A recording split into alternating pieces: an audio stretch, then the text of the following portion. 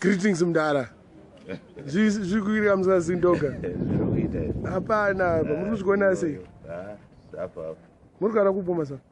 Kumushukuru. Kuruti ndekupi?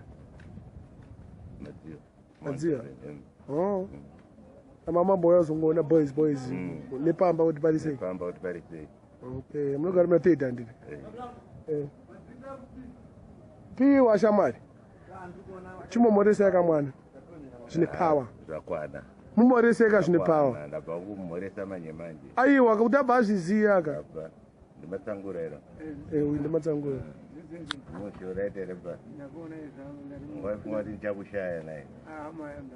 Mumoreseka zvine power. Uri boy ere mwanangu.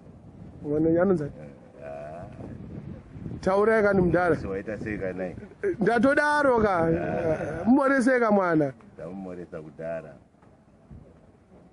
Funza yako kuti vazukuru wa mwana wangu vanoda kuti vazukuru ere. Anaye wanote. Ndisiziye. Ani mtoni. Oh. Okay. Akundi baba wimbai. Baba wimbai. Saka tangomoresa baba wimbai. Mamuda uramba nesitari yake saka ndi baba wimbai. Baba wimbai. Changomupaka statement kenye. Amaita bo Mudhara. Alright. Evi. Neuya ari mutu yada unetso. Tama. Tama. Ndiptama nikwa. Mutaurota wakuna muti kuforeni kwenyewe. Ananzi baba vimbai. Ngawa aibu atama ndikedi. Uri kuite chiko muti ne. Ndi magwara kama blanco. Unyari kukwira muti.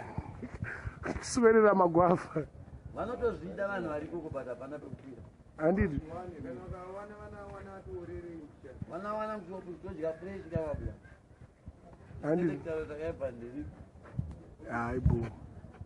Shai unyatsobuda shamwa. Unobuda kwali. Chimo mpaka greetings kako kane power. Antama. Aiwa andiptama. Andi baba vimbai ndizvo kanda.